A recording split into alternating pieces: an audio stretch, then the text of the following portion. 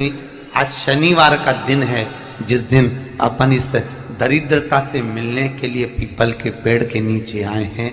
हिंदू धर्म में ये दिन पीपल के वृक्ष के लिए पूजनीय होगा। जो भी शनिवार के दिन पीपल के वृक्ष की पूजन करेगा, दूध चढ़ाएगा या मिष्ठान का भोग लगाएगा, लक्ष्मी और नारायण उसके घर में प्रवेश कर जाएगा। लक्ष्मी और नारायण उसके घर में प्रवेश करेगा। पुराण की कथा कह रही है कि दुनिया के सारे तीर्थ नहीं जा सकते, पृथ्वी की सारी नदियों में स्नान नहीं कर सकते, पवित्र नदियों में आप स्नान नहीं कर सकते, या किसी भी तीर्थ में जाकर एक रात्रि भी विश्राम नहीं कर सकते, या हमने जिंदगी में कोई दान करा ना करा, कोई पुण्य करा ना करा, कोई सत्कर्म करा ना करा, कोई शास्त्र पढ़ा ना पढ़ा, कोई शास्त्र सुना ना सुना, उसके बाद भी शिव महापुराण की कथा कहती है कि एक दिन में अगर मात्र एक बार भी आप शंकर के शिवालय में प्रवेश कर गए या मंदिर में प्रवेश कर गए तो सारे तीर्थ, सारी नदियां, सारे सरोवर, सारी बावड़ी, सारे तालाब, सारे कुंड के स्नान का पुण्य, दान का पुण्य प्राप्त, केवल शिव तत्व को प्राप्त कर लेने। शिव महापुराण की कथा कह रही है कि घर में जो दिया होता है वो दीपक भी कोई साधारण नहीं होता, उस दीपक की भी महत्वता है, उस दीपक का भी वर्णन है। एक बात और बहुत अच्छे से सुनिएगा, शायद आपकी जिंदगी को सवार, शायद आपके जीवन को। मेरी जीजियों, मेरे जीजाओं, मेरी बेटियों, बेटाओं, कभी मौका लगे, शंकर भगवान के शिवलिंग के पास में आप बैठे हैं।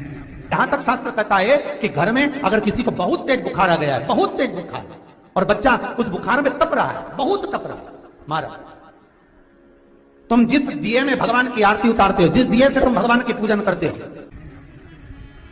कभी मौका लगे और आप पूजन करने के लिए गए, कभी पूजन शंकर भगवान के शिवलिंग के पास में या शंकर भगवान के शिवलिंग के ऊपर कनेर का अगर पीला फूल देखा है ना आप लोगों ने, अरे बोलो तो जम के, देखा है?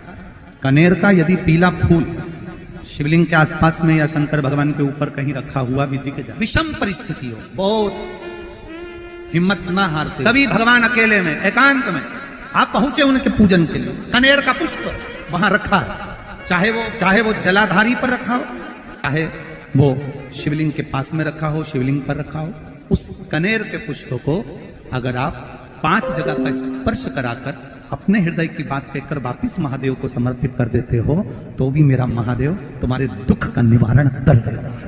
अब वो 5 स्थान, पहला गणेश जी का जो स्थान होता है वह जगह, दूसरा षडानंद कार्तिक, तीसरा अशोक सुंदरी वाला स्थान, चौथा जलाधारी जो ऊपर से बूंद बूंद जल नीचे गिरा रही है, जया, विषहरा, शामली बारी, दौतली, देव, शंकर जी की 5 बेटियों का, और 5वें नंबर का है शंकर भगवान के, जो कैसे वर्णन किया जाए, त्रिशूल के 3 भाग होते हैं। करें दर्शन आप लोगों ने, जैसे सामने त्रिशूल लगा है, इस त्रिशूल के ऊपर देखेंगे तो 3 भाग दिख रहे हैं, नजर आ रहे हैं सबको? त्रिशूल का जो 3 भाग होता है, उस 3 भाग का जहां ज्वाइंट होता है, जहां मिलता है, एक जगह पर देखो तीनों भाग एक जगह पर मिले हुए, 3 भाग का जहां मिलन होता है, पंचम स्थान, ये 5वां स्थान, यहां पर स्पर्श कराकर शिवलिंग पर अपनी कामना कर श्री शिवाय नमस्तुभ्यम कहकर बाबा से अपने मन की बात कहकर जो समर्पित कर देता है, हम 3 महीना भी नहीं कहेंगे, हम तो कहेंगे अगर ज्यादा दुख है 3 दिन इंतजार करना, मेरा बाबा उस दुख को मिटाए। 3 महीना बहुत दूर, पर करना है दिल से। और कई तरह के दीपक होते हैं, दीपक का भी विधान वर्णन किया गया, उस दिए का भी वर्णन किया गया। यहां तक शास्त्र कहता है कि घर में अगर किसी को बहुत तेज बुखार आ गया है, बहुत तेज बुखार, और बच्चा उस बुखार में तप रहा है, बहुत तप रहा है, तुम जिस दिए में भगवान की आरती उतारते हो, जिस दिए से तुम भगवान की पूजन करते हो, उस दिए की बत्ती को नीचे डाल दीजिए और उस दिए को पानी की बाल्टी में धो दीजिए। कौन सी बाल्टी में? जिस बाल्टी के पानी से आप बच्चे को स्नान करा सको। केवल भगवान पर से ले जाकर, पास में से ले जाकर उस बाल्टी में थोड़ी देर डाल दो और उस बाल्टी के पानी से उस बच्चे को स्नान करा दीजिए।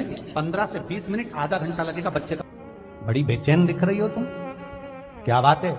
पार्वती जी कहती है देवव्रत कश्मीर प्रदेश का एक भक्त देवव्रत बेलपत्री के वृक्ष के नीचे बैठकर आपका मंत्र जाप कर रहा। मैं आपको जगाना नहीं चाहती थी, पर बेलपत्री के वृक्ष के नीचे लक्ष्मी झाड़ू लगाती है, सरस्वती वीणा बजाती है, इंद्राणी उस बेलपत्री के वृक्ष के नीचे जल का सिंचन करती है, 33 कोटि देवी देवता उस बेलपत्री के वृक्ष की जड़ में विराजमान होते हैं। इसलिए देवव्रत एक बार पंचाक्षर मंत्र बोलता है तो वो 33 करोड़ बार गिना जाता है। ऐसा बेलपत्री का वृक्ष होता है।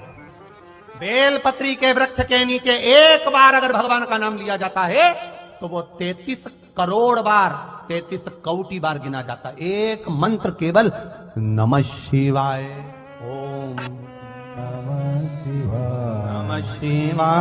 ओम नमः शिवाय। फिर वही वाली बात आ गई जो पहले कथा में कहा, अपने लिए अच्छा वाला घी छाट के लाना, अच्छी कंपनी का लाना, और जब यज्ञ करने बैठे, पूजन करने बैठे, हवन करने बैठे, भगवान का तुम पाठ पूजन करवाई, पूजा वाले दुकान पे बोलना कि पूजा का घी चाहिए।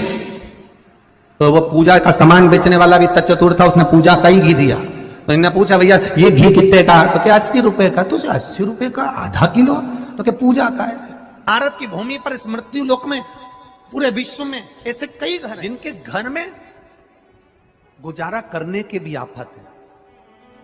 पहनने के कपड़े नहीं, किसी के यहां पर भोजन नहीं, किसी के यहां जमीन नहीं, किसी के यहां दुकान नहीं, कोई पूरी जिंदगी किराए के मकान में निकाल देता है।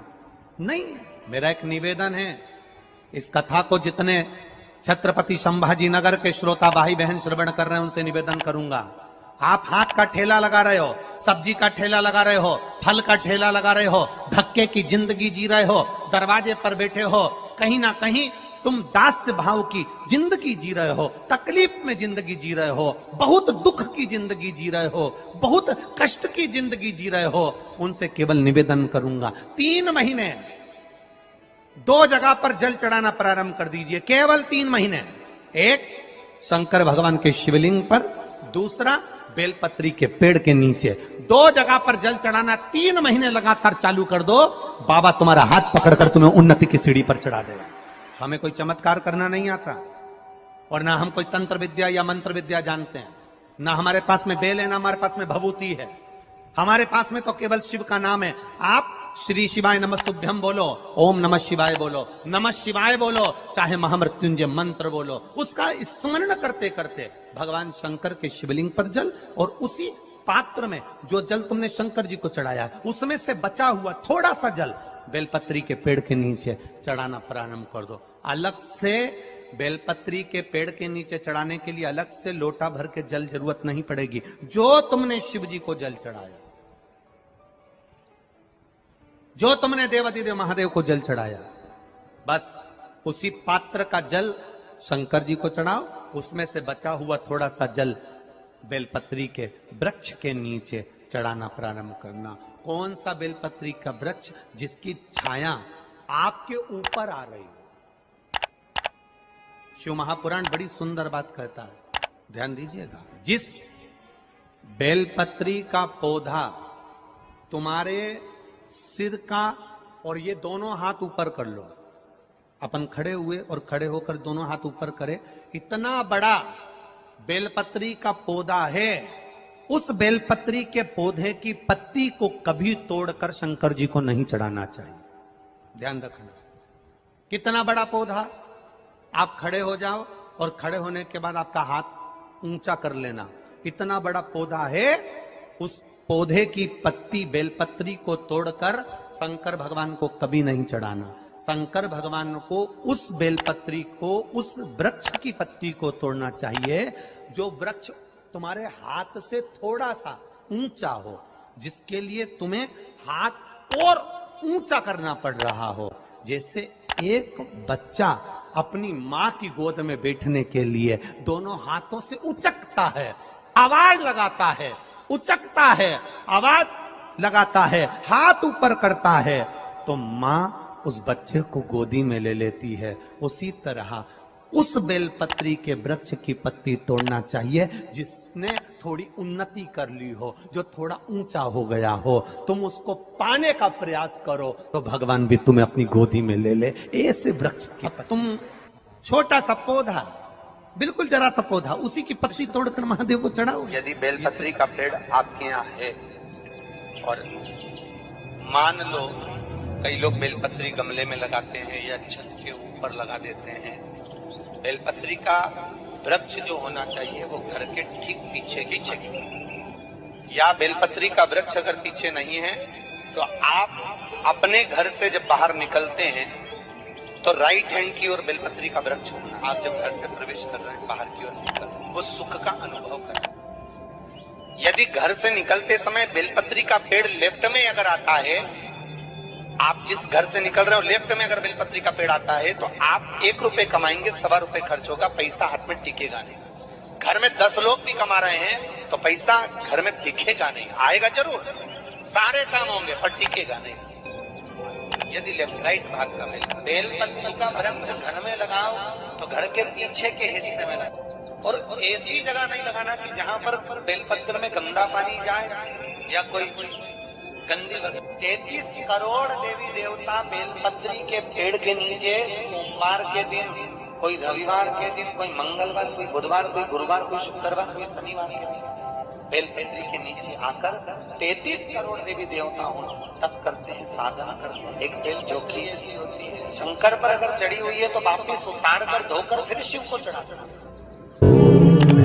किसी व्यक्ति से कोई काम करवाना है, वो काम नहीं कर रहा, कोई फाइल आगे नहीं बढ़ रही है, कोई कार्य अटक रहा है, या फिर कहीं रुपया पैसा अटक गया हो, नहीं निकल रहा हो, तो एक जल के पात्र में जल भरकर 5 बेलपत्री शिव जी को समर्पित कर कुंदकेश्वर महादेव का नाम लेकर एक सफेद पुष्प बेलपत्री के ऊपर जो शिव जी को चढ़ाई है उस पर समर्पित कर जल जो लेकर गए हो, अपनी उस कामना को कर कि मेरा ये कार्य अटक रहा है, ये कार्य नहीं हो रहा, कुंदकेश्वर महादेव का नाम लेकर धीरे धीरे जल की धार चढ़ाइए। और एक बात हमेशा याद रखना, फिर निवेदन कर रहे हैं, अच्छे से समझ लेना, शंकर जी पर जब जल चढ़ता है, शिव जी का जब अभिषेक होता है, शंकर जी पर जब जल चढ़ाया जाता है, दूध चढ़ाओ, जल चढ़ाओ, कुछ भी चढ़ाओ, पर एक बात का स्मरण अपने जीवन में होना कि इतने ऊपर से मत चढ़ाना कि जल चढ़े और छींटे आपके ऊपर।